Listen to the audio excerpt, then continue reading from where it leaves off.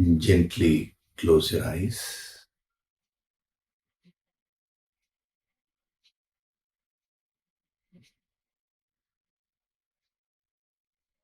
Do deep breathing.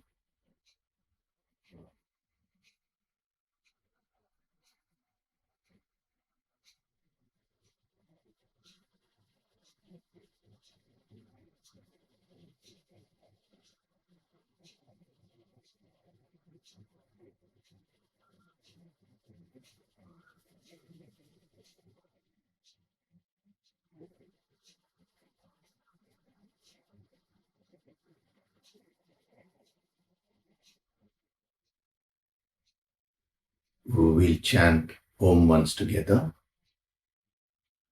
Synchronize the chanting of Om with your exhalation.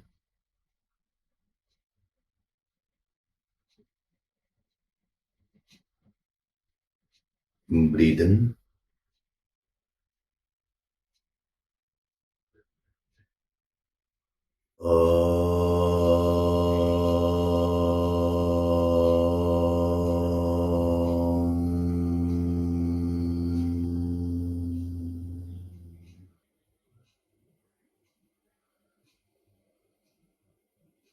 Om Sahana Vavatu Sahano Bhunaktu Sahaviryam Karavavahai Tejasvinavaditamastu ma vidvishavahai.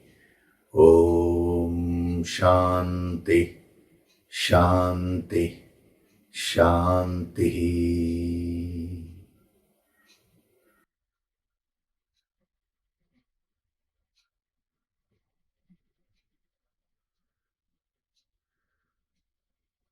Gently open your eyes.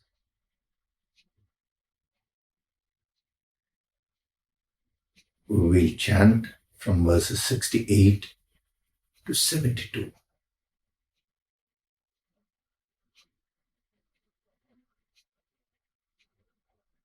Tasmadhyasya mahabaho Tasmadhyasya mahabaho Nigrihitani sarvashah Nigrihitani sarvashah Indriyanindriyarthebhyah Indriyanindriyarthebhyah Tasya prajna pratisthita Tasya prajna pratisthita Ya nisha sarvabhutanam Ya nisha sarvabhutanam Tasyam jagati sanyami Tasyam jagarti sanyami Yasyam jagrati bhutani Yasyam jagrati bhutani Sa nisha pashyato muneः Sa nisha pashyato muneः Apuryamānamachala pratishtham Apuryamānamachala pratishtham Samudramāpah pravishanti yadvat Samudramāpah pravishanti yadvat Tadvat kāmayam pravishanti sarve Tadvat kāmayam pravishanti sarve Sashantimāpnoti na kāmakāmi Sashantimāpnoti na kāmakāmi Vihāya kāmānyas sarvān Vihāya kāmānyas sarvān Pumāmscharati nisprihah Pumāmscharati nisprihah Nirmamo nirahankarah Nirmamo nirahankarah Sashantimadhigacchati Sashantimadhigacchati Esha brahmi sthiti partha एषा ब्राह्मी स्थितिः पार्थ नैनां प्राप्य विमुह्यति नैनां प्राप्य विमुह्यति स्थित्वा स्यामन्तकालेऽपि स्थित्वा स्यामन्तकालेऽपि ब्रह्मनिर्वाणमृच्छति ब्रह्मनिर्वाणमृच्छति।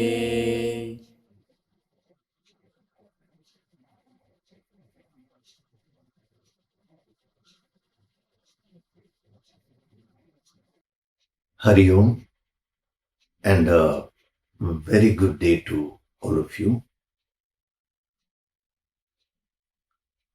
So we are doing verse number 72 of chapter 2.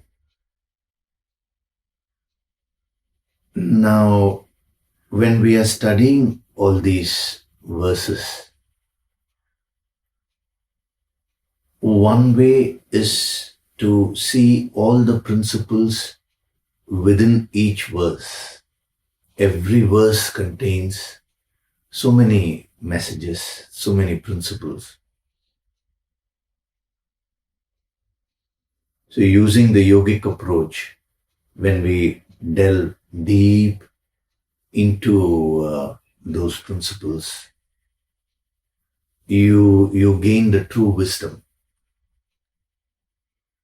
Now, apart from that, what is interesting is when we keep all the verses together, one after the other, and just see all these verses, examine them deeply. When you take an overview, the most interesting part is each verse is special or unique in a particular way.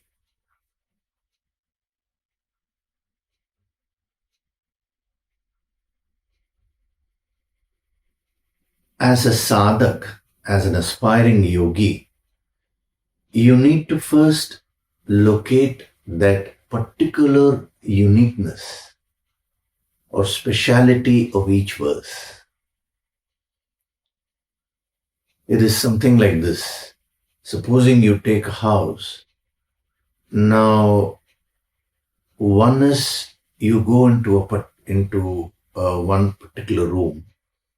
Let's say you enter the living room. Now, within the living room, there are many aspects. There is a sofa, there may be a painting on the wall. So many aspects are there. A center table is there. What kind of flooring is there? What kind of interiors they have done. Now, that is one thing. That is within that particular room. But if we were to compare all the rooms, objectively, you will find that each room is meant for a specific purpose. For example, if you take the bedroom, it is for sleeping. Living room, it is for sitting and relaxing, discussing. Kitchen, it is for cooking. So similarly, if you take all these verses together, you will find that each verse is unique in a particular way. That is, each and every verse emphasizes on a particular point. Sometimes you will find a group of verses emphasizing one main point, but even in that, each verse will have its own uniqueness. So when you're able to grasp the uniqueness of these verses, then that will be extremely helpful for you to gain this wisdom. So what is the uniqueness of this verse? When Arjuna asked this question about Astita Prajna, a person who has achieved enlightenment. Now Krishna starts talking up to verse number 71, that is from 55 to 71. Broadly speaking, the emphasis was on the individuality, was on the individual who has got enlightened. Now, in this verse number 72, the emphasis is not on individuality, the emphasis is on the totality.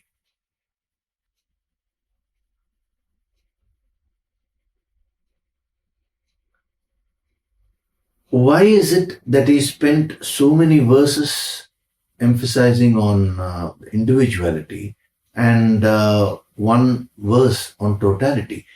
Yes, even from 55 to 71, here and there he touched upon the ultimate concept. But here he is very emphatically declaring. The reason why he spent more time on individuality is because a sadhak will not be able to relate to the totality straight away. See, your mind is so conditioned, your mind is so restricted. So he talks the language of restriction. When we say a sthita prajna, no doubt that is a very powerful principle of when you consider a normal person. But when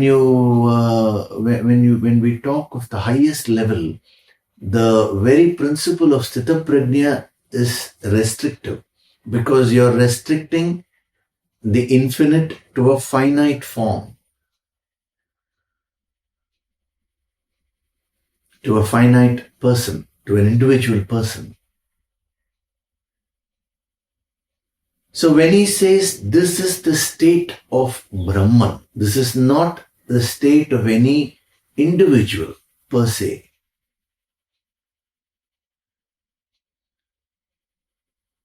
There he is emphasizing on that infinite totality. So many masters keep coming. See, if you when we take the avatars, you have Krishna, you have Rama. You take the various gods, Shiva, Parvati, Lakshmi, like this, very many gods and goddesses. We are not talking of the lower grade gods like Indra, and then there are demigods like Kubera, not those people, but we are talking of those who are one completely with the infinite. You have Ganesha, you have Lord Muruga. Now, all of the gods and goddesses, they are all manifestations, direct manifestations of the infinite. But if you take their individual nature, their expressions, they are totally different.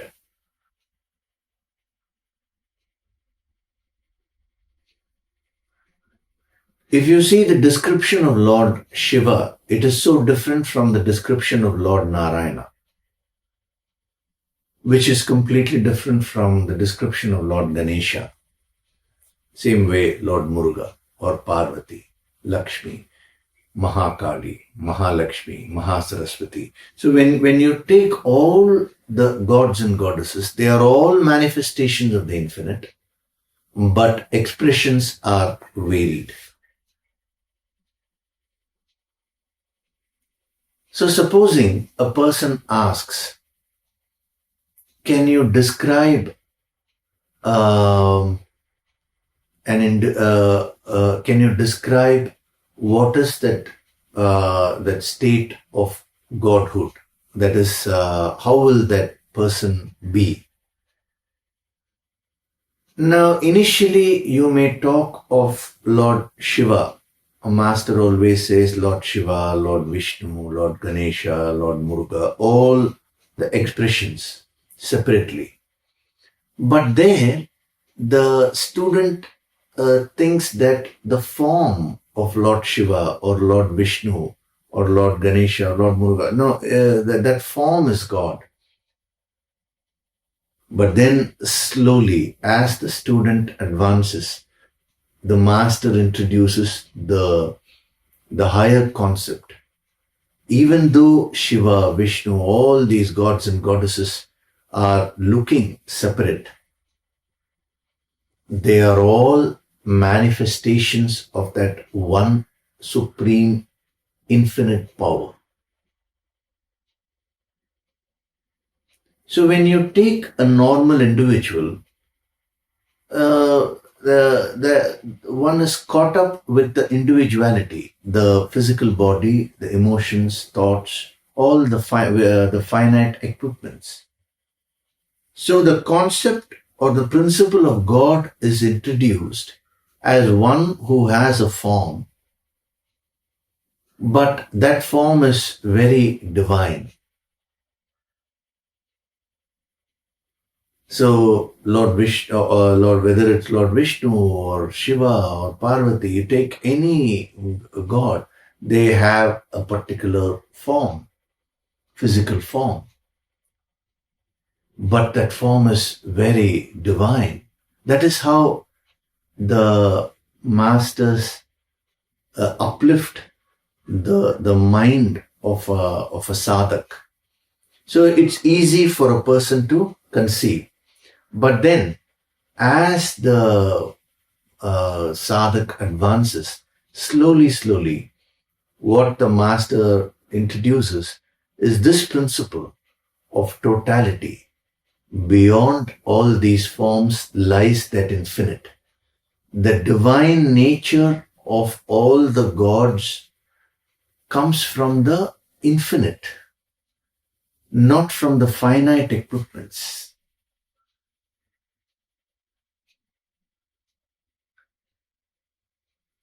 The spiritual tejas of a master comes from the connection with the infinite. It is not per se the external equipment. So the greatness or the power of a Sthita Prajna is not coming from his or her personality. It is coming from that totality, from that infinite.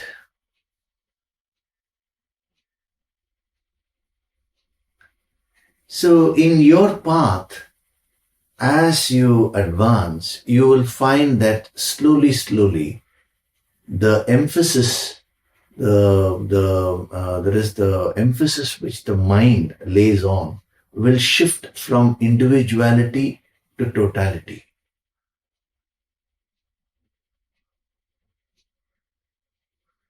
So the concept of Ishta Daivata, which was given by these great masters as a sadhana, was to satisfy the mind initially. Ishta Devata means you choose the form of a god, that form which appeals to you most, which naturally appeals to you.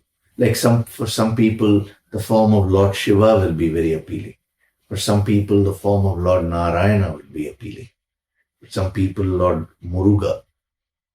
The very word Murugan means one who is very beautiful. So for some people, the attraction can go there. That is, the mind can get attracted. So instead of fighting with the mind, they said, whomever you're naturally attracted to, now, start focusing your mind on that form.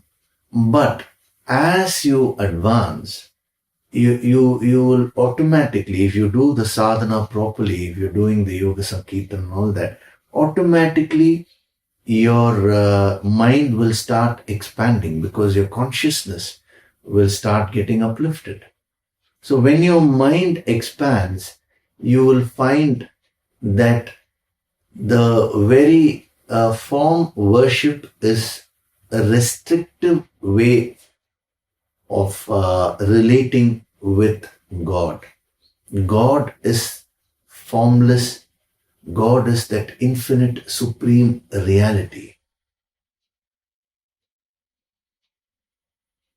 So without fighting with the mind, they bring in a very subtle or very advanced concept within the form level, within the individuality level first. That is what is a sthita prajna. They go on refining that, and finally they say this form is only external. It is a representation of that formless reality. There is a beautiful story in the Srimad Bhagavatam which illustrates this point. You know, the Bhagavatam gives you the stories of the different avatars of Lord Vishnu, 24 avatars. You may be thinking Vishnu had taken 10 avatars. Those are some of the main avatars, but there are many avatars which he took. So in that portion of the Krishna avatar, what is interesting is Lord Krishna takes Arjuna to Vaikuta. Vaikuta is the abode where Lord Vishnu is residing. So the story is that he takes Krishna to Lord Vishnu, or Lord Narayana, and both of them bow down. When Arjuna sees the magnitude of Lord Narayana, he is unable to take that energy. So Lord Narayana just smiles and he tells both of them that Krishna, you are my Purna avatar. And Arjuna was Nara in his previous birth. He was also a great tapasvi. That is why you got this opportunity to meet me. And then they bow down and they come back. Now, what does this story signify? If you just read it as a mere story, there is nothing there. But it has a very deep significance. Lord Krishna, who is said to be the avatar, he is called the Purna avatar, complete manifestation of the infinite. Now, he goes and bows down to Lord Narayana. Now, what is Lord Narayana representing? Actually, Lord Narayana and Krishna are one and the same. He's a direct manifestation. That is how they've described. Yet, this incident has been given just to say that this is an expression. Lord Narayana represents that supreme reality.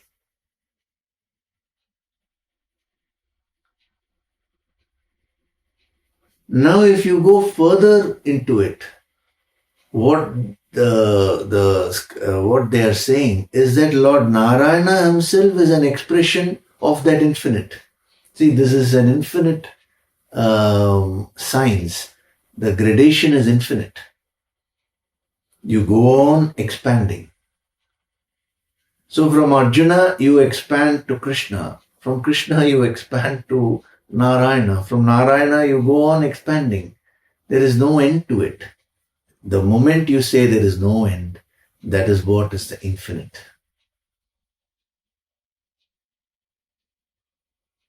It's a very powerful incident which has been given in the Bhagavatam.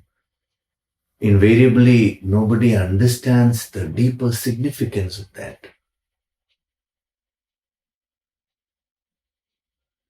So having talked the language of Arjuna in all the previous verses, that is from Arjuna's level, he is extending. Extending in the sense he's uplifting the vision and he was describing the Sthita Prajna. Now in verse number 72, he talks from the ultimate level where the emphasis is on the totality. So the ego lays the emphasis on the individuality, whereas when you don't have any ego, the emphasis is on the totality.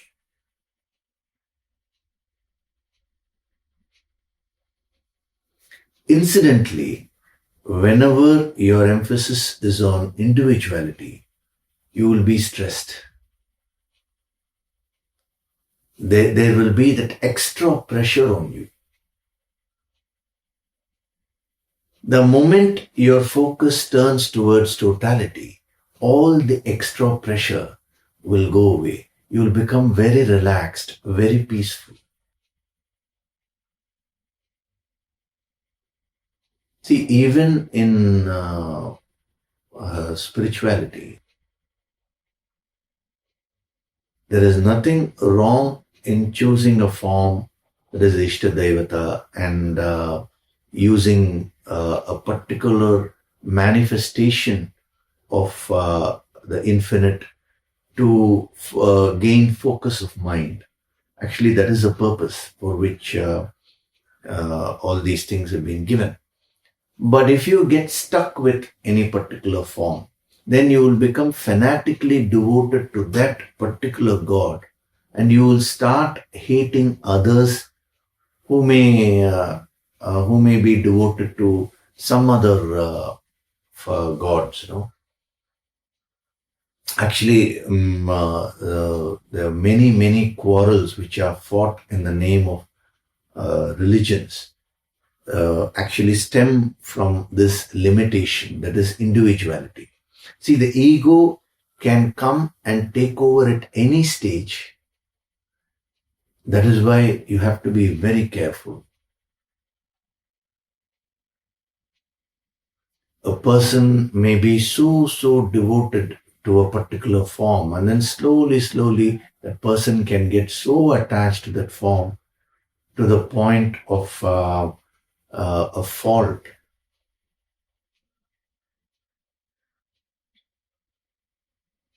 So wherever the emphasis is on the individuality, there is always a potential for stress. There is a potential for mental disturbances. Where the emphasis is on totality, that is the very foundation of peace. That is the foundation of happiness.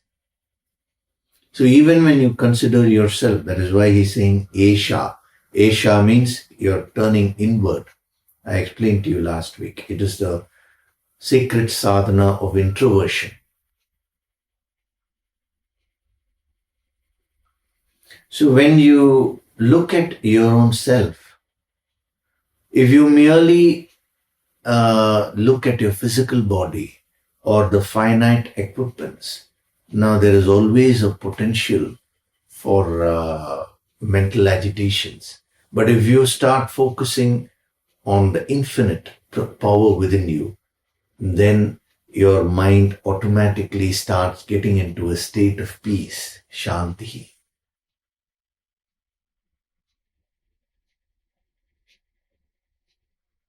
Long back,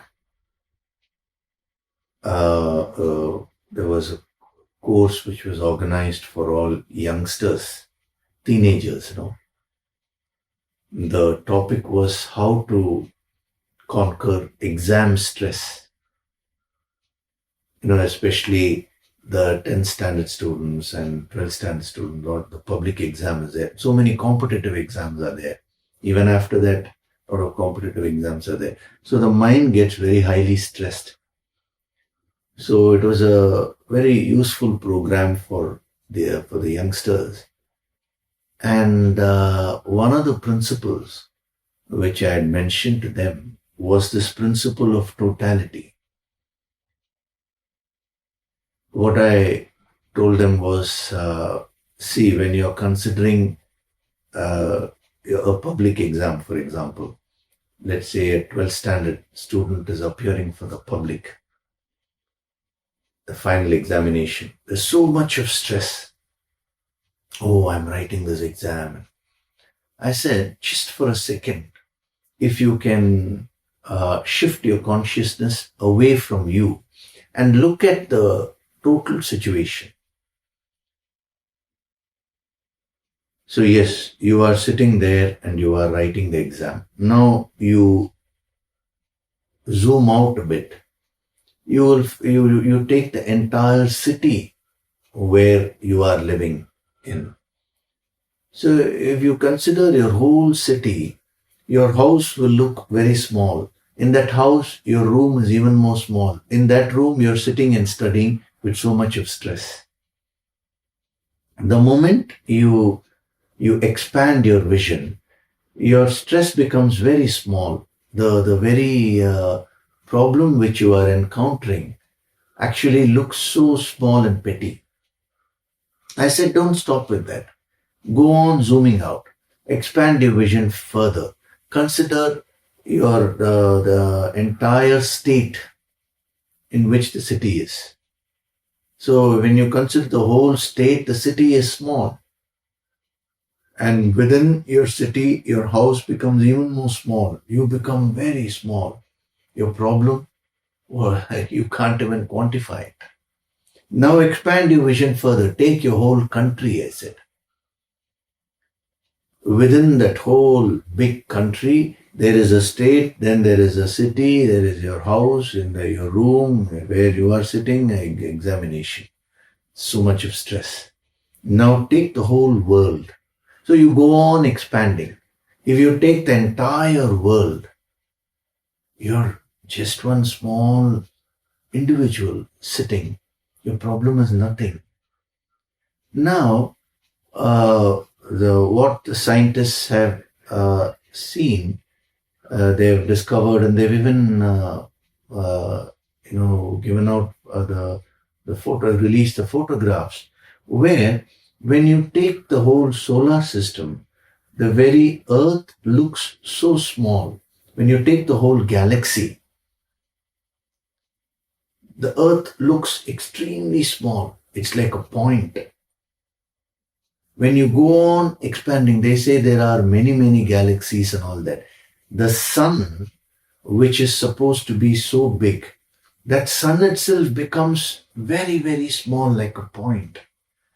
And the 9 planets are revolving around that small point.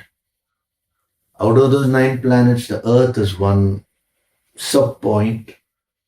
And within that Earth lies different countries and your particular country, your house, your state, city, house, your room, and then you are sitting there and you're so stressed about the exam which you have to face.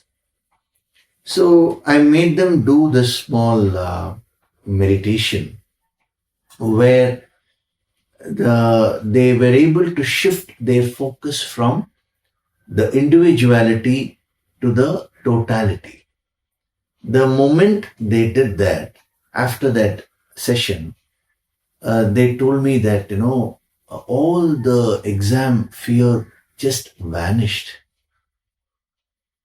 Actually, one girl later on, she, after the exam was over, she, she narrated what happened to her during the examination. There was one particular subject which she was not so good at, mathematics, and that used to cause a lot of stress. So when she went and sat there, one problem she was unable to solve, and immediately her mind became stressed. Then she remembered this principle, individuality versus totality. So for just few minutes, she closed her eyes and got connected with a higher Shakti. She got connected with the Guru Shakti. And whatever empowerment was given during the course, she practiced that meditation for a few minutes, just expansion. I'm, considering the whole universe, considering the whole galaxy, the solar system, the galaxy. Like this, she went on expanding. And I'm just sitting here. And what is the big stress? So her mind calmed down immediately. Then when she looked at the problem, she got the solution instantly. A very interesting experience she had shared, which means she knew the answer, but why didn't it strike earlier? Because the mind was stressed. So the root cause of stress is the emphasis on individuality. See, today there are so many stress management courses which are coming up. They are all very shallow. I mean, the solutions which they provide are very shallow. It's more of distracting the mind away from your problem rather than going to the root cause. Here, he is going to the root cause. For the mind to be peaceful, these are the factors. And why is it that you lose your peace of mind? Why is it that the mind gets stressed? When you go to the very root of it, you will find that it is because the emphasis is on the individuality. So this is a very, very powerful sadhana principle which is being given to you. So you start practicing this. Whenever you find your mind gets caught up with a particular problem and becomes highly stressed, then just practice this principle of totality. Think of how vast this universe is. See, he is talking of Brahman, which is that infinite reality. Now, when you talk of Brahman, all the galaxies, anything which you can conceive, everything is included in this infinite. That is the highest level of totality. But just expand your mind as much as possible. The moment you do that, the stress factor with respect to your problem will immediately go away. And when your mind is free of stress, it will calm down. And when your mind calms down, you will be able to face the problem in a better way. You will be able to solve the issue, with more clarity. So this is the sadhana which as a sadhak you need to practice. That is taking off the emphasis from the individuality and slowly expanding your mind, uplifting your consciousness and becoming one with that infinite. So when he says this is the state of Brahman, it is based on the principle of emphasizing on the totality.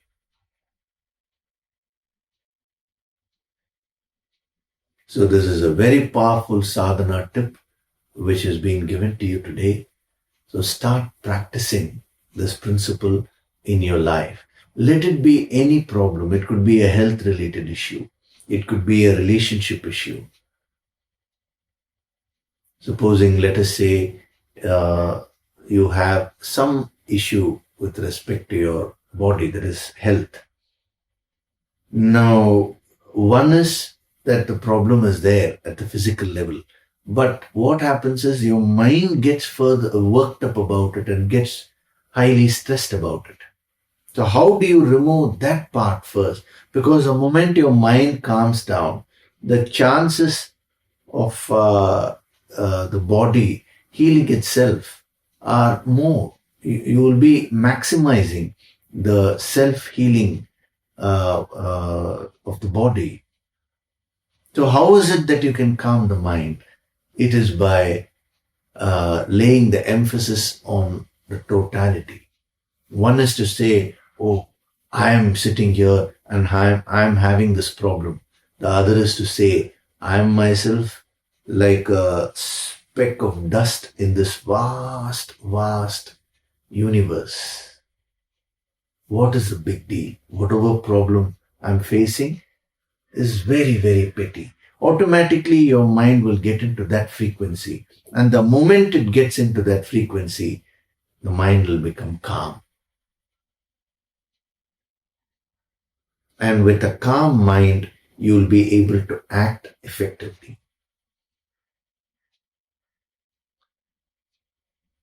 So even though he talks from the ultimate standpoint, using the yogic approach, some relative sadhana tips are also being given to you so that you can benefit from this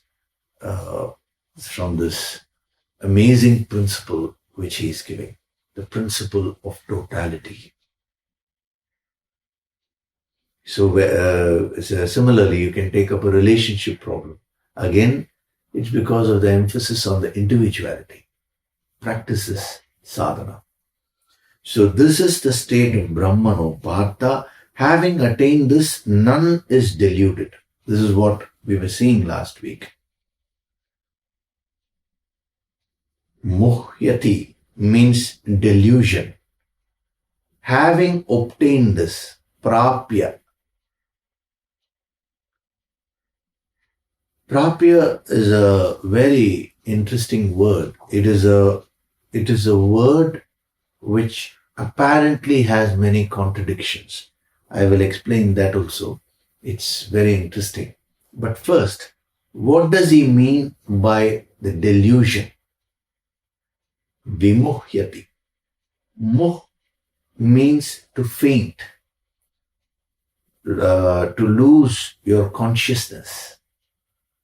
From the highest standpoint, the delusion which he's talking about is the fact that you are disconnected from that infinite.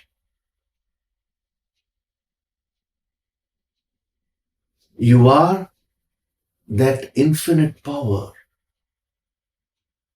You are that supreme reality. But today you are completely disconnected. Your consciousness has become very limited. The consciousness has become bound by the finite equipments. But in reality, the consciousness is infinite. That is what is meant by moh, laws of consciousness. That is, the consciousness has got has shrunk and has got bound by the finite equipments.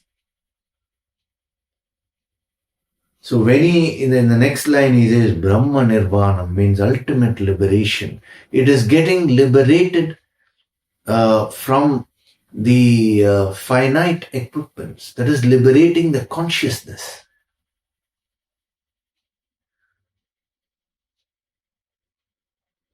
See, these great, great masters who have expanded, their consciousness, who have expanded their minds and gotten actually into a state of no mind, we can say.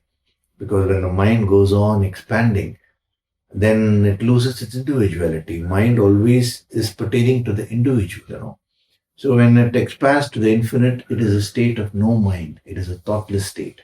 So when they expand their consciousness and then they experience the infinite, they clearly see that as the reality. And from that level, they're saying, whatever you're experiencing today, even though it may look as if it is real to you, it is actually a delusion. When you go to a desert, you see a mirage, you see water. Now, for a person who's seeing the water, he will not see the sand. And when you tell him, listen, there is no water here, there is only sand, he will not be able to believe that. he will say, no, no, no, no, there is water, I can't walk here. Now, how can you get him out of the delusion? As long as he is seeing the water, he is convinced that there is water there.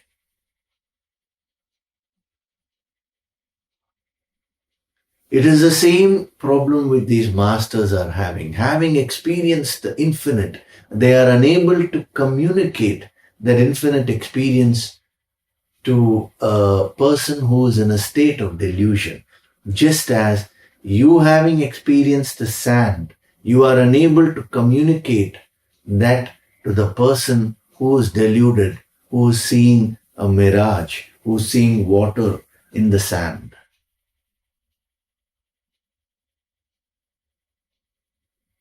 So their logic will not work. Any amount of convincing will not work because it is a person's direct experience. No, he is experiencing water. So that is why Krishna is using the principle of emphasis. He is emphasizing and declaring authoritatively. He is using his power, to shake up Arjuna. It's not, remember the conversation between Lord Krishna and Arjuna is not a conversation between two individuals. It is a conversation between the infinite and you. As a sadhak, when you're reading this, the message is directly applicable to you.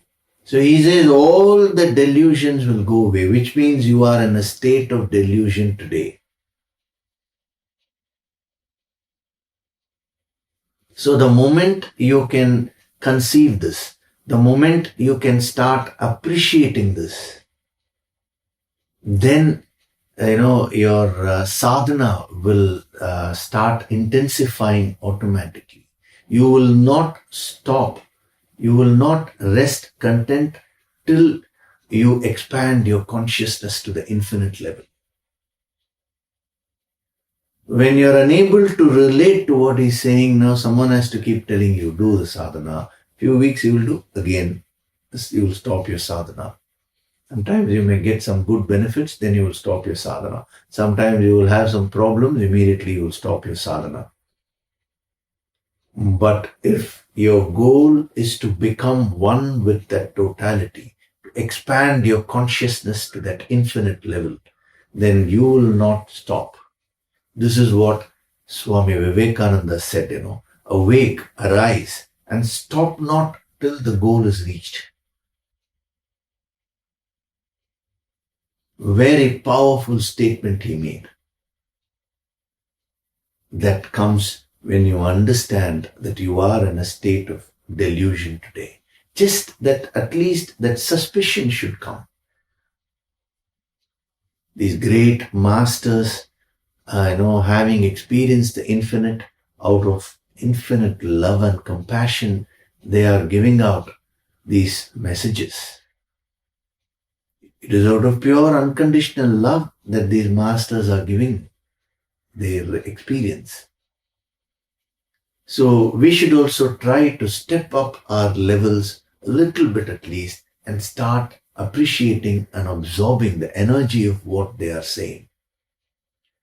So from the highest level, this is the delusion. You are the infinite, but you are thinking you are finite.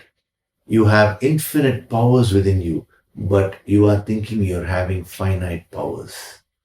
Why? Because you're only looking at the physical body, at your emotions and thoughts. That is the true meaning of vimuhyati. So he says, once you get established in the totality, that ultimate delusion, the spiritual delusion which you are in, will completely go away. Once you see the sand, you will no longer be caught up with the mirage. It is like a person who has forgotten himself. Supposing a person is there, his name is Ramesh. He has forgotten himself. He thinks he's Suresh, some other person.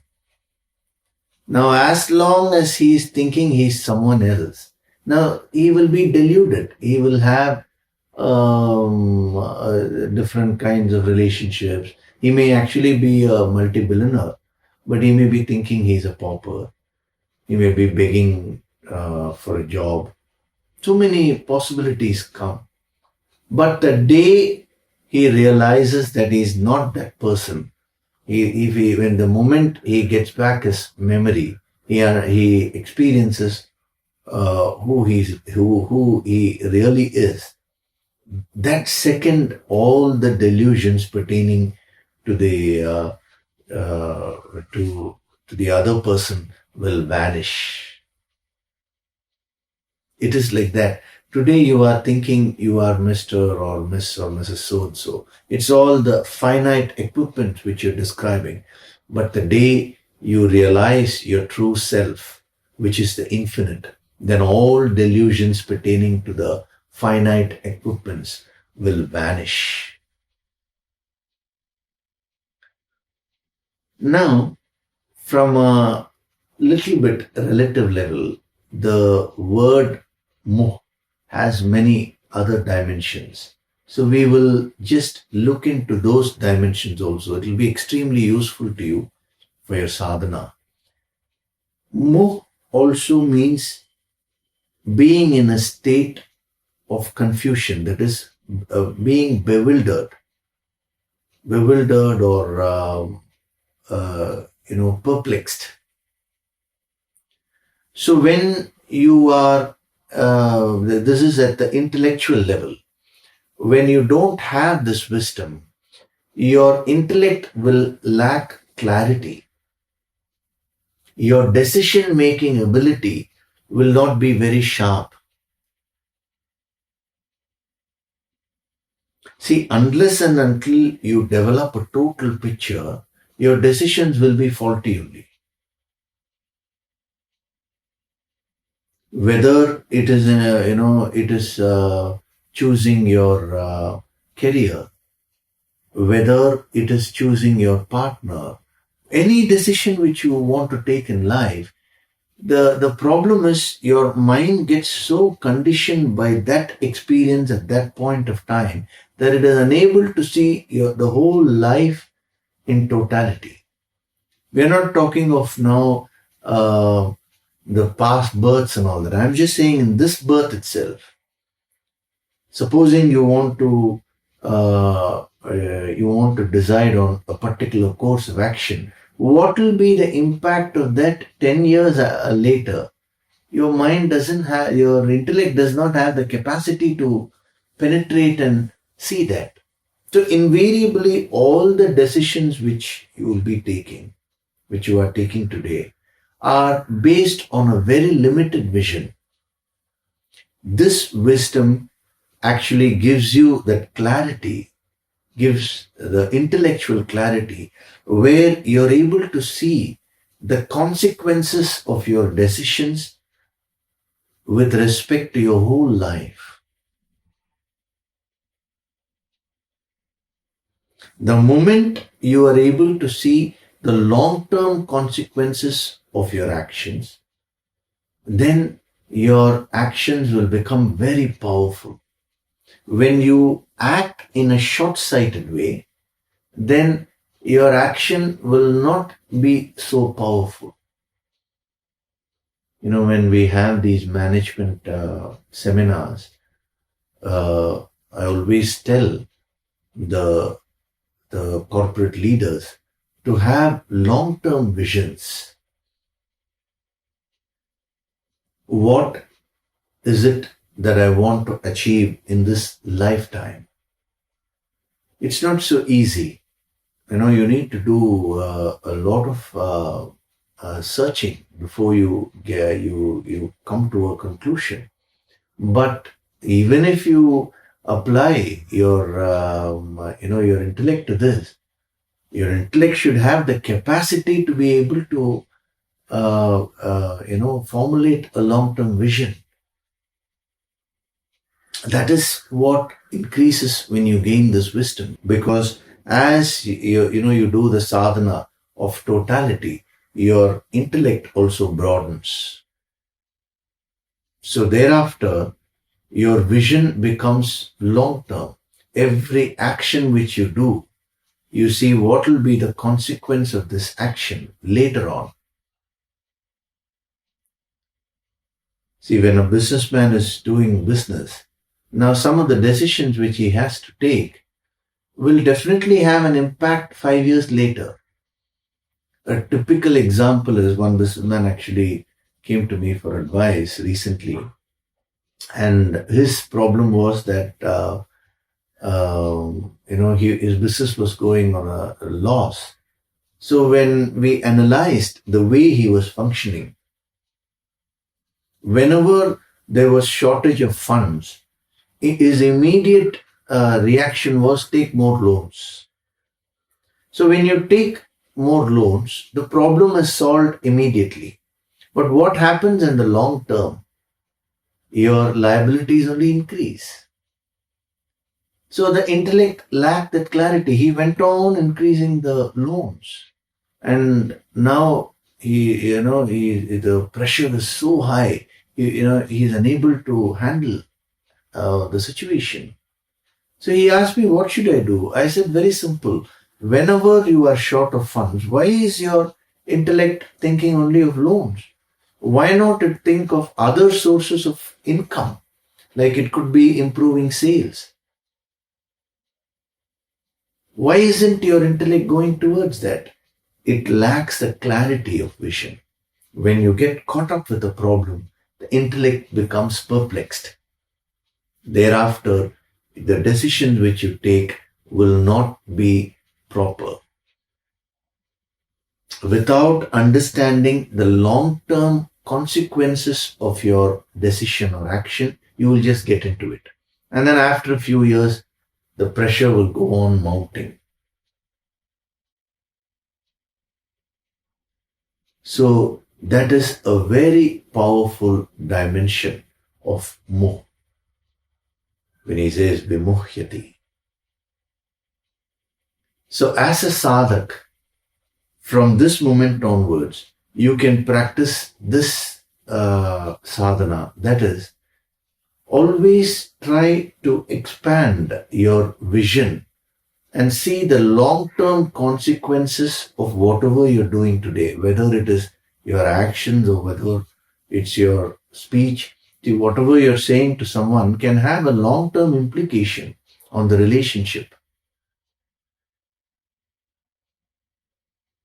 Whatever decisions which you're taking, whether it is for yourself or whether it is for someone else, try to expand your vision. You will not be able to do that beyond your capacity.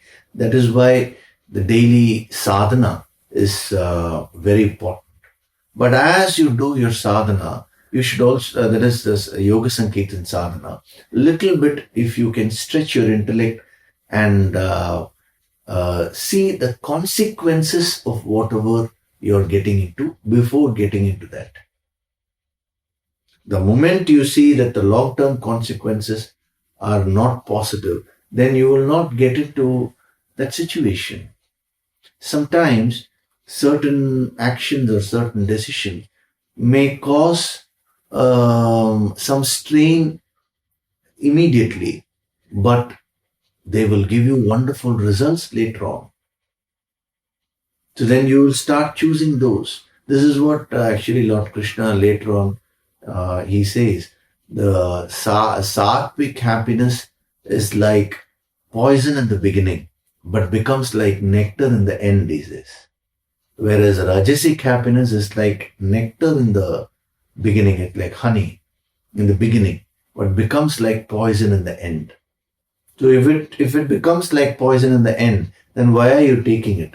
Because you don't have the vision, you don't have the clarity to be able to project and see the long-term consequences of that particular action.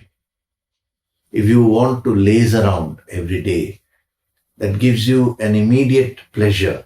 But what are the long-term consequences of that?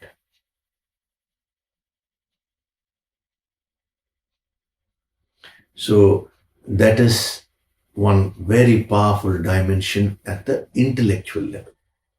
Then another dimension of moh.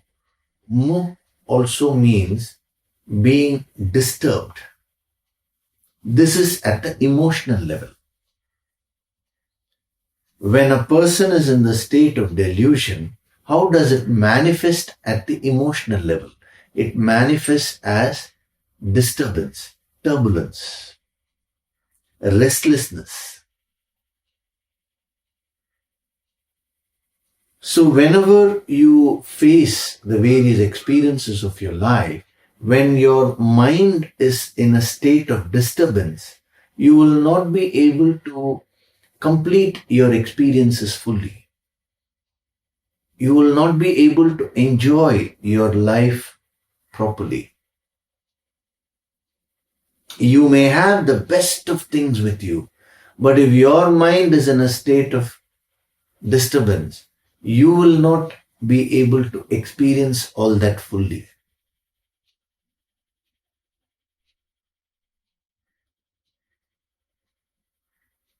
It is very interesting. Two partners, they get married, and then the same people, they get divorced. Now, after they get divorced, they again get married to someone else. Now, what does this show?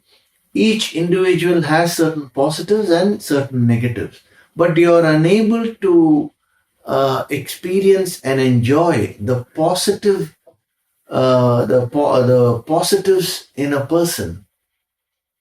Why is that? Because of the mental disturbance.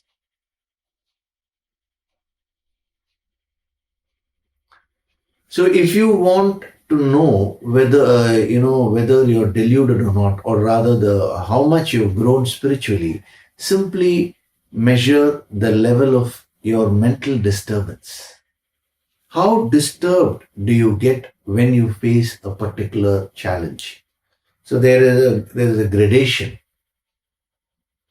If you lose a small thing like your handkerchief or your pen or pencil, you may not get so disturbed. But if you lose, let us say, an X amount of money, then that may cause a lot of disturbance to you. If you lose your cell phone, your mind can get disturbed. And as you do your sadhana, you will conquer that level of disturbances. But then the next level of disturbances may again shake you. If you lose your car, if you lose your house. I'm not saying you should lose that. I'm saying just to determine your level, if you can think, if I lose all this, how will my mind react? It will become very disturbed. So as you advance in sadhana, the root level of disturbances in your mind will start reducing, which means a time would come where you may not have anything with you, yet your mind will be very calm. Incidentally, such a person has what is called as the Sankalpa Shakti. He or she will be able to attract anything which he wants. That is a different matter. But I'm only saying the condition of the mind, the strength of the mind is so high, should be so high, that anything happens externally should not disturb you. This cannot happen overnight. So, mukh means being disturbed at the mental level.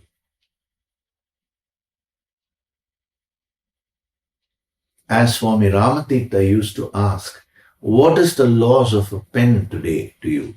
May not be so high. What is the loss of a car to you today? What is the loss of a near and dear one to you? Like this, when you go on increasing the level of challenge, somewhere down the line, your mind will break. That is your level. So when you do your daily sadhana, your base level of stability, mental stability, will go on increasing.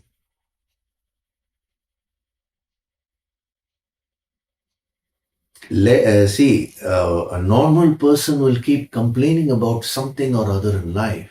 As a sadhak, once you've gotten into this wisdom, once you're doing your sadhana, don't get into complaints. Whenever you face any issues, just ask yourself, what is the solution?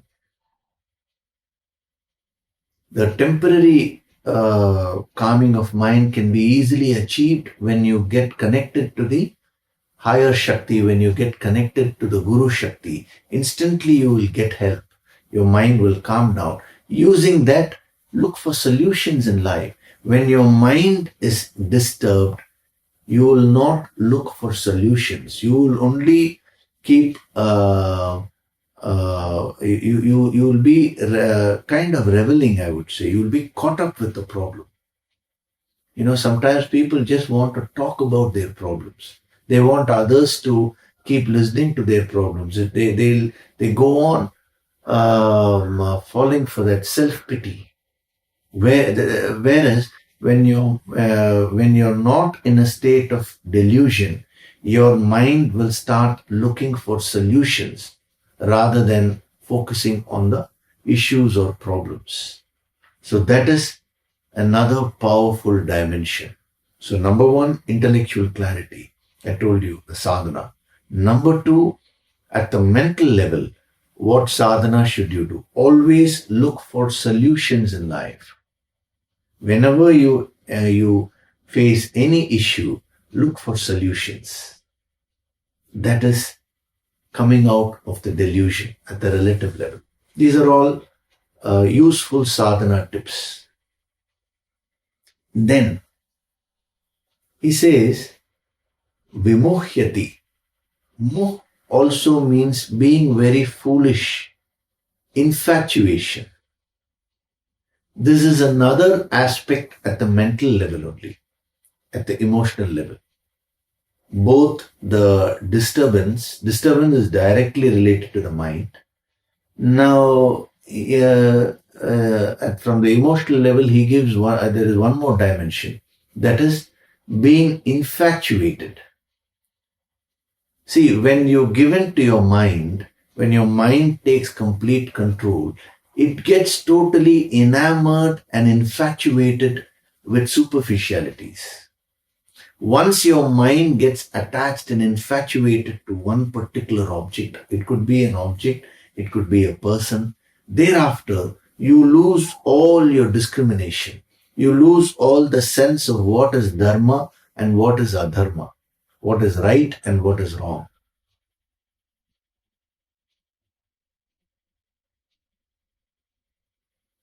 The famous poet Andrea del Sarto, he lost his his life, in the sense, all his talents went waste because of his infatuation to a lady. The infatuation was so strong that he was unable to do anything else. Whenever you are infatuated to a person or when to an object, your power reduces. Your power to think clearly, your power to act effectively, everything reduces. You become very weak emotionally. So infatuation should be differentiated from love. Love actually uplifts you. Unconditional love gives you so much of strength. Infatuation binds you. With that object, you will be happy. Without that object, you will be unhappy. Even when that object is there with you, that happiness is very short-lived. You will only be having a lot of fear of losing it.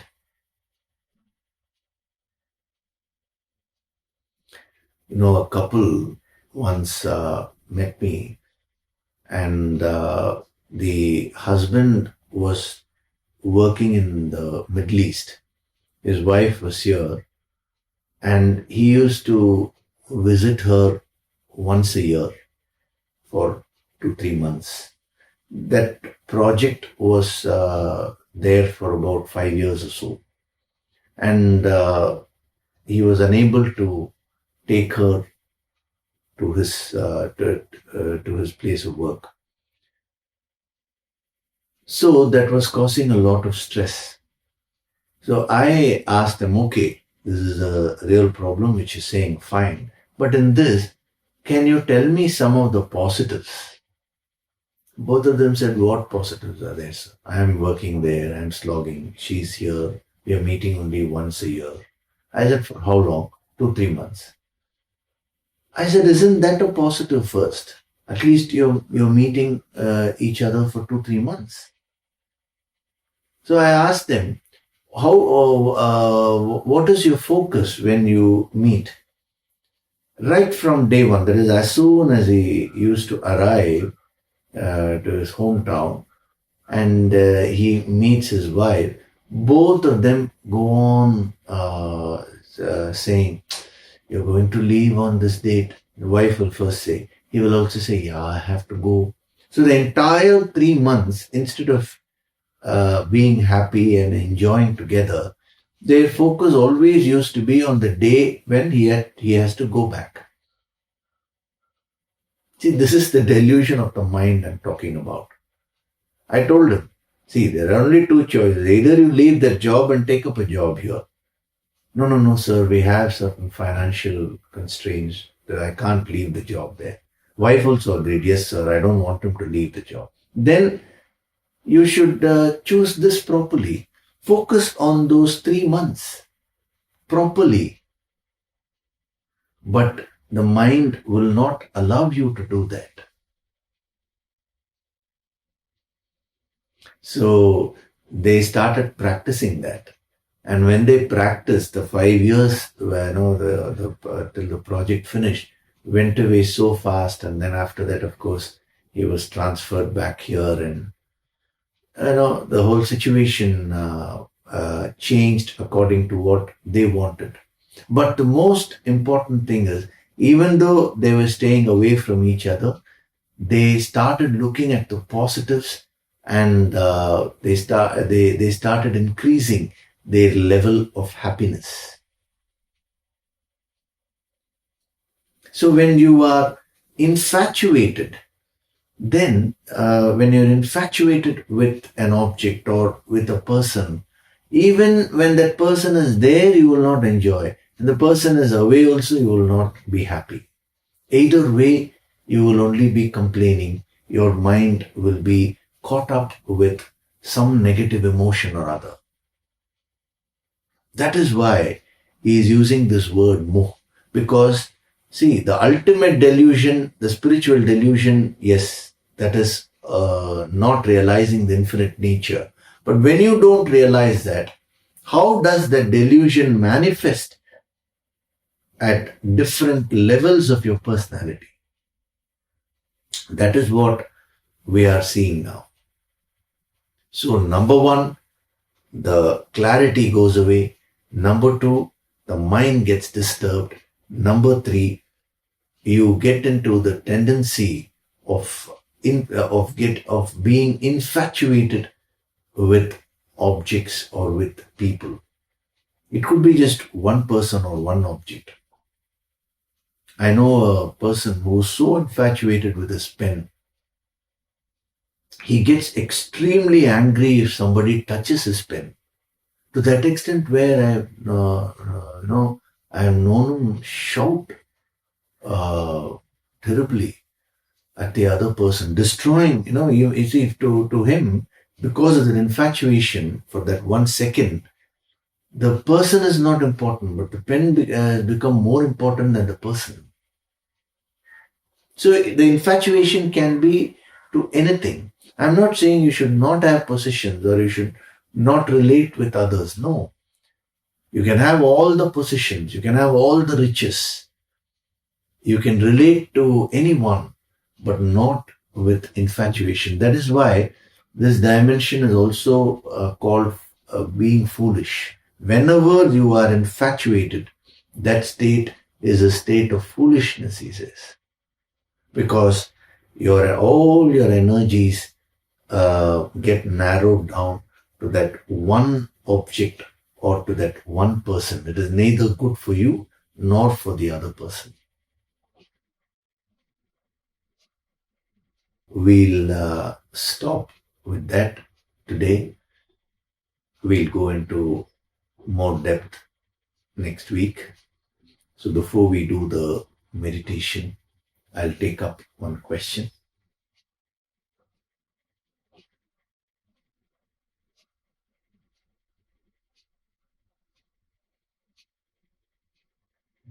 I'm not reading the name of the person who has sent this question because it looks like a personal question.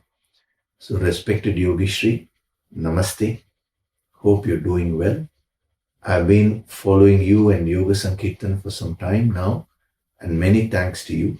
It has started bringing positive changes in my life. Yes, that is the very aim of the sadhana.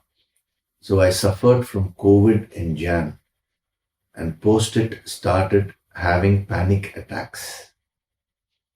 During that time, believing and doing Yoga Sankirtan helped a lot. I had a belief that after doing intensive Yoga Sankirtan program, I will get rid of these issues, and I believe I'm 95% cured. At times, I still feel very anxious.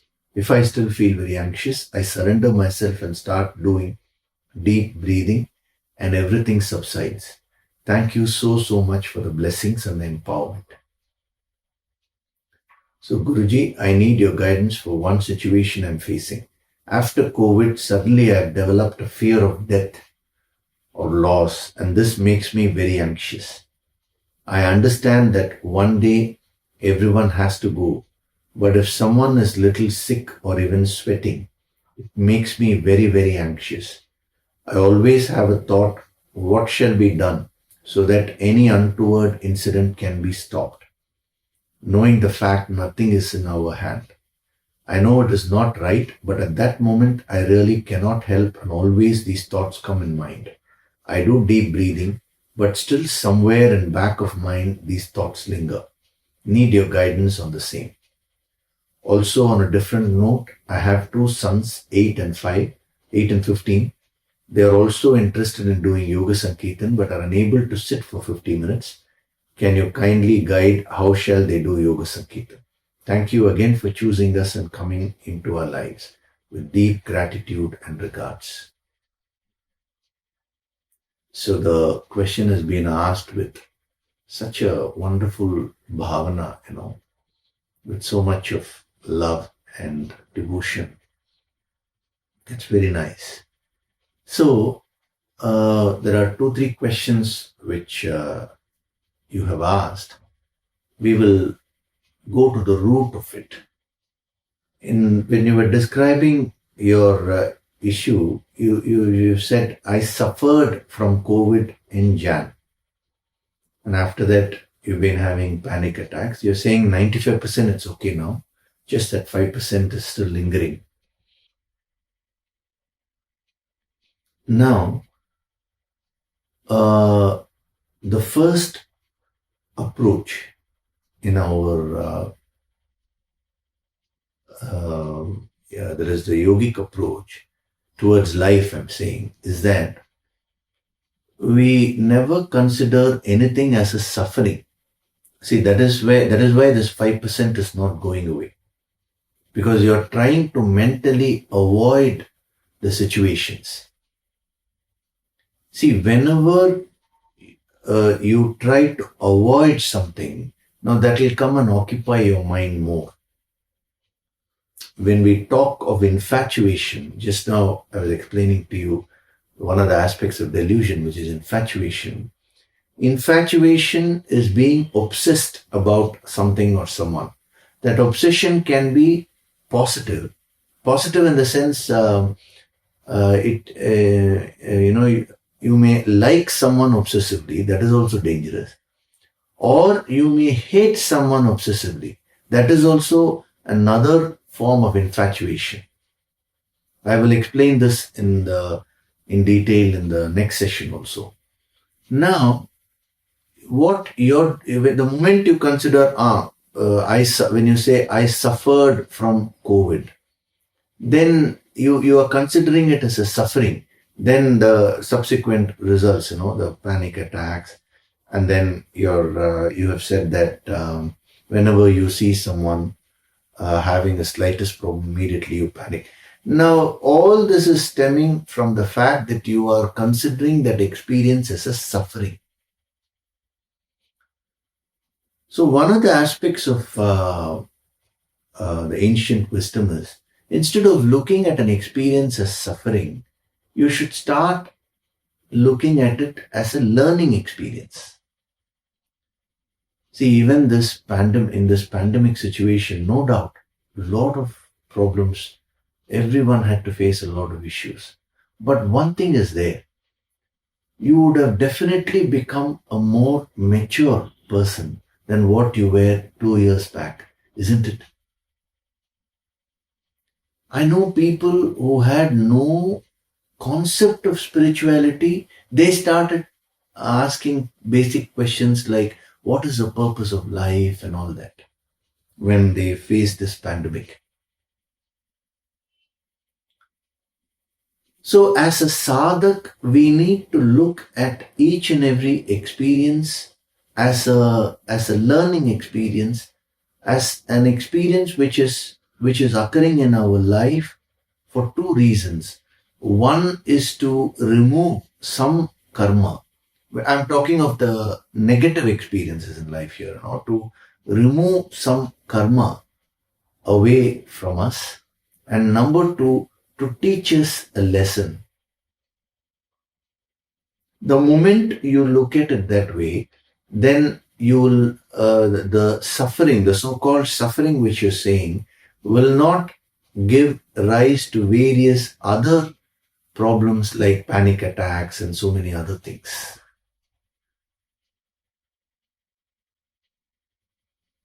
This is the fundamental sadhana which you need to do. Don't resist the so-called negative experience, what your mind is perceiving as negative. See, supposing you're having fever. Now, one thing is to feel that, oh, I'm having fever, that it's a lot of suffering. But the other way to look at it is, what is fever? What is cold? It is nothing but the body's immune response, right, towards pathogens. So your body is throwing out all the toxins. So the moment you understand it that way, then you will be able to go through that fever or cold period with a sense of calmness. So I would say you should never use the word, I suffered from COVID. No. I experienced COVID. Fine. Let that be an experience which has, uplifted you rather than pulling you down. And then you're talking of this panic attacks. You're saying 95% is gone after the empowerment program, that is the intensive Yoga Sankirtan intensive, which is very good. 5% will be there. See, no one is in a state of sthita prajna straight away. What you need to do is, whenever you get these panic attacks, you're actually already practicing that. Get connected to the higher Shakti and then do the deep breathing. It's not about merely breathing deeply, but get connected to the higher Shakti, get connected to the Guru Shakti, and do the deep breathing. Breathe through the sensations. See, when you're having panic attacks, your heartbeat will increase. You may sweat. You may have various emotions. All these things will be there. So, just when you're doing the deep breathing, feel as if you're breathing through all this. Within a few seconds, it will come down. And then when you're doing your Yoga Sankirtan, it's again the same principle. The root cause of all this will surface when you're doing your personal sadhana. At that time, again, you should breathe through all those emotions, all those experiences, all those sensations. Just practice that. Over a period of time, as the the root factors go away, your panic attacks will also vanish. This has happened with another lady also who had sent me the mail saying that this entire pandemic situation has got her into a panic mode because she had this habit of watching the negative news every day. She used to switch on the TV and go on watching the news about the COVID, the virus, how it is affecting this country, how it is affecting this person. So, and she was a part of a WhatsApp group, some of her friends. Every day they used to post all negative news, any negative thing which is happening. So, due to all this, she started getting a lot of panic attacks. So I told her two things. First is you have to clip off all these negative inputs. You also have to do that. And number two, the most important thing is whenever you're having these attacks, you should immediately get connected with the Guru Shakti and practice the deep breathing. That will release whatever that extra pressure is which is manifesting, and you continue with your daily sadhana. See, if supposing, let us say, your problem was X, now it is reduced by 95%, you're saying, then the logic is, if you continue on the same path, it has to become zero one day, isn't it?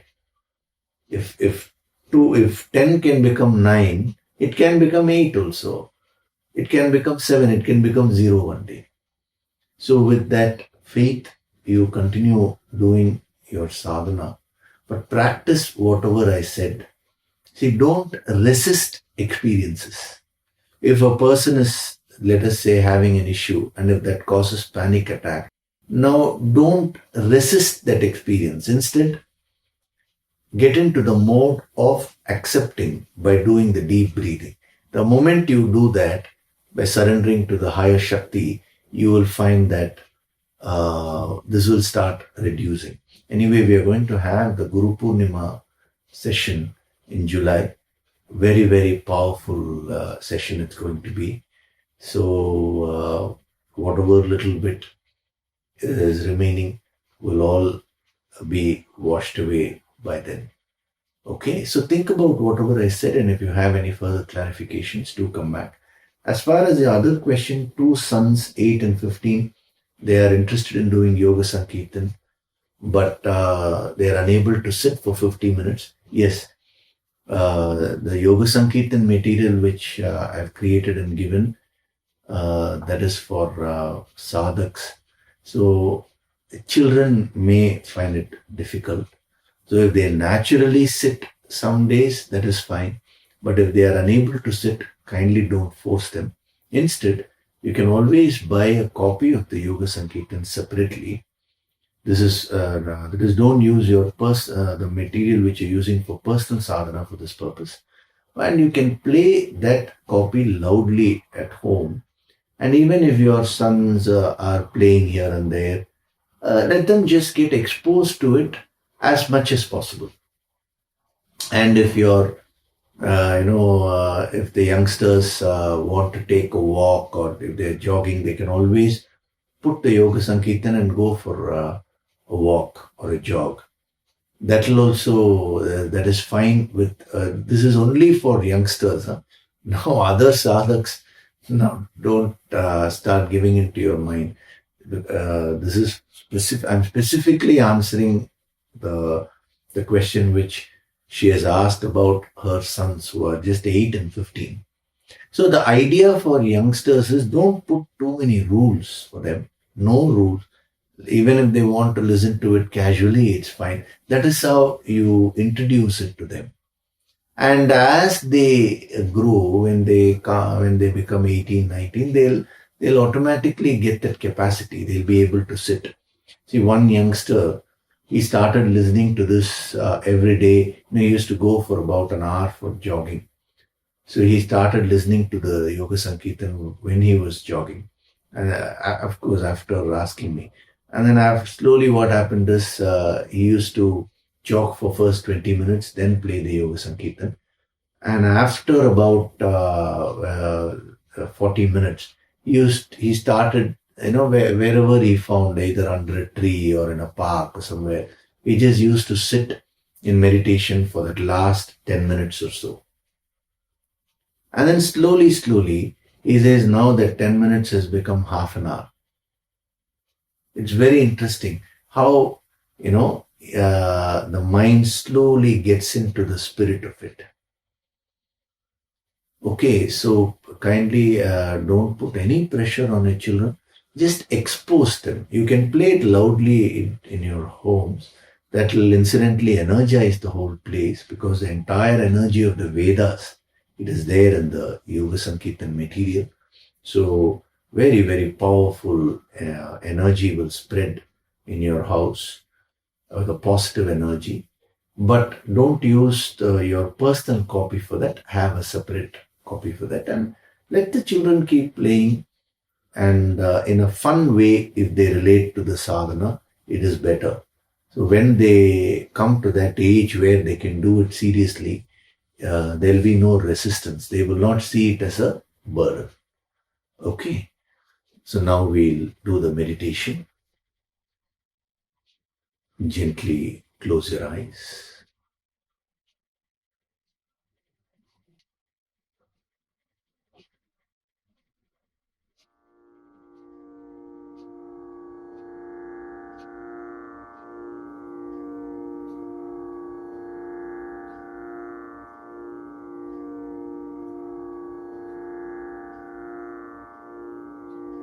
Do deep breathing.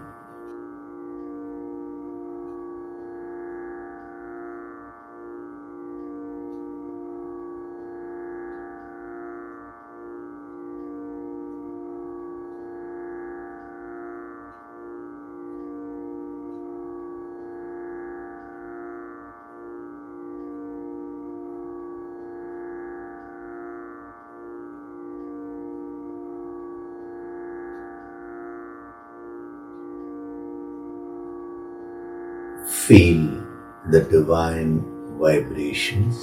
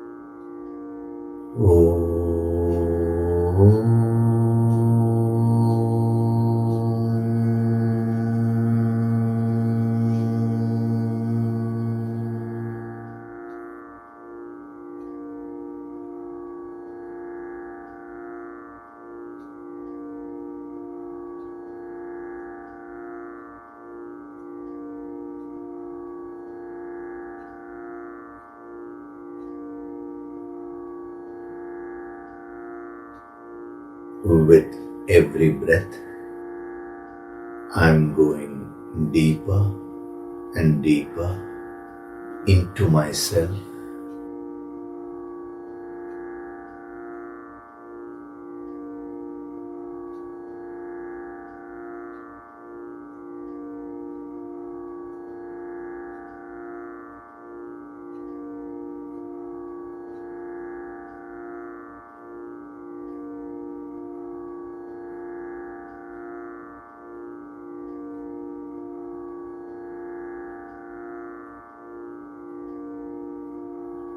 Beyond the finite equipments,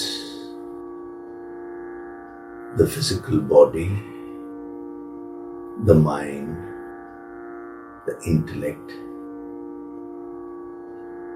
lies the infinite supreme reality.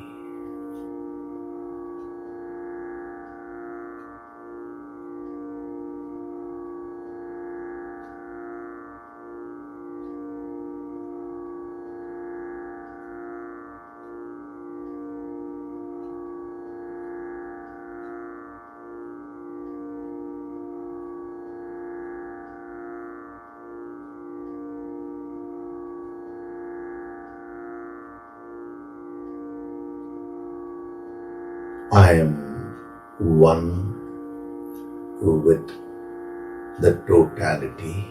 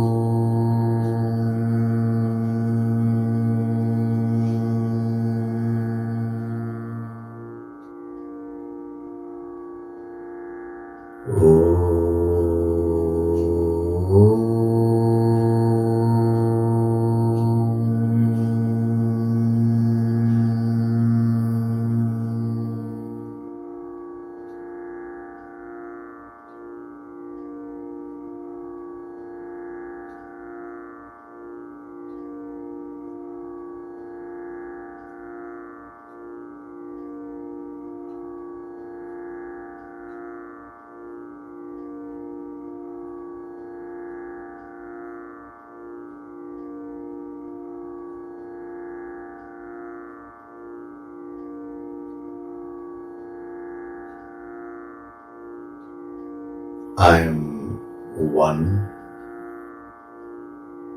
with the infinite supreme Brahman.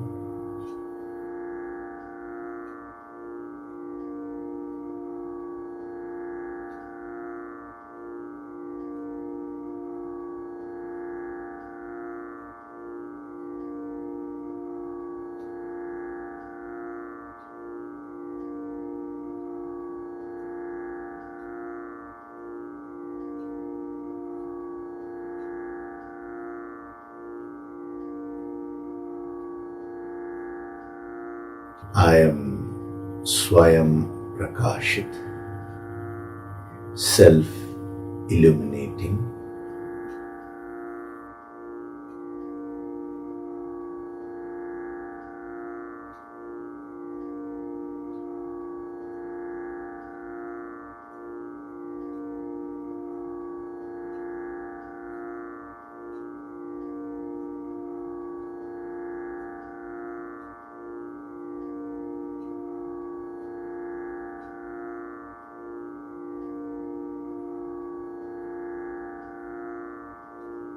Offer your gratitude to God Supreme.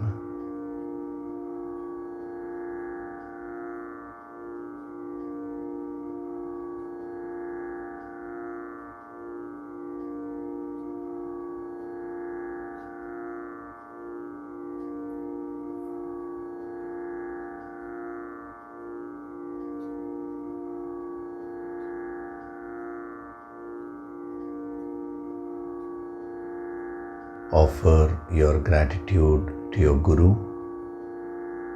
and all the holy masters.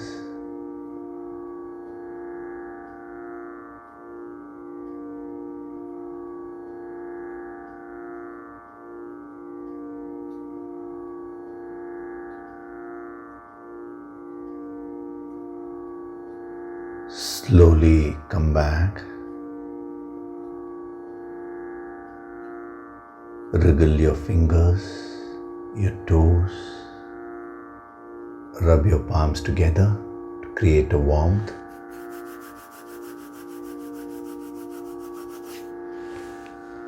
Cup your eyes with your palms.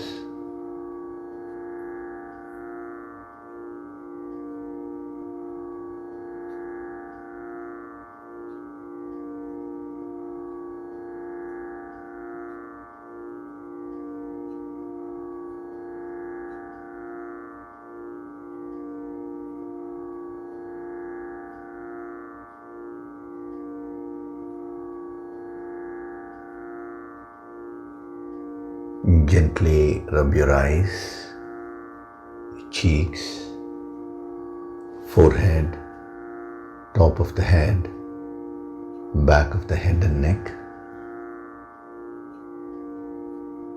Slowly open your eyes.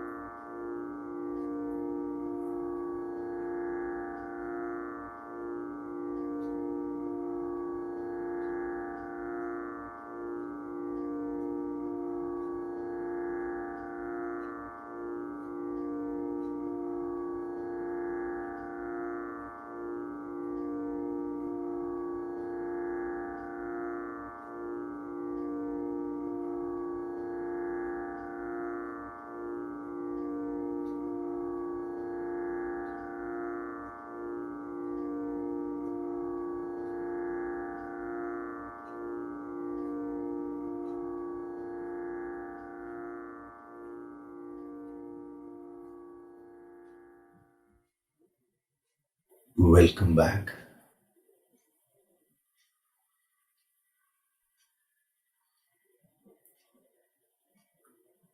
It's a very deep session which we had today.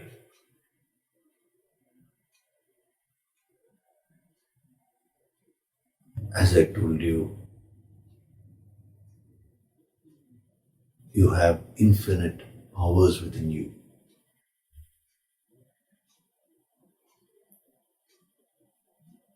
When you do your sadhana on a daily basis, your whole personality will expand. Your consciousness will get uplifted. Your intellect will become very sharp. Your mind will calm down. In every sense of the term, your whole life will get enriched.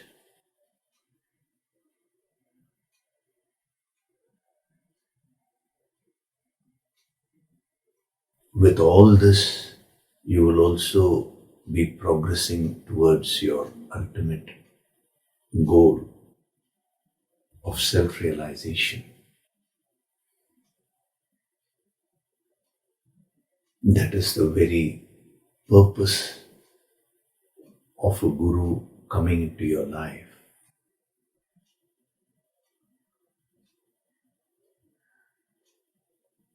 So do your sadhana diligently.